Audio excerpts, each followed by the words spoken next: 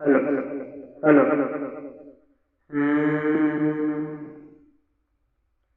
कि झूठो के नाम बदनाम करता रे दिहल हमरा कुर्सी पयाज बैठता रे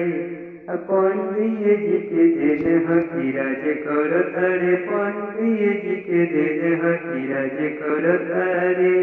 पहिल का दिन भुला गेल का बाबू अरे होई नाही मुस्की हम घुस जाई दिल में कोड़बरंगादारी तोरा गाँव ही में दिन में कतन चिलैबे भले कोनो के बोलैबे अबानी के तना में हमारा के जोख लेबे का बेटा बानी के तना में हमारा के जोख लेबे का अरे नदी न समुद्र हई सोख लेबे का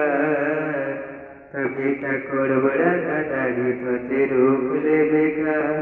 नदी न समुद्र हई सोख लेबे का बेटा कोड़बरंगादारी तो ते रोक लेबे का तोरा बस में नहीं रोकल ठीक बानो शांत में रह औकात में रह।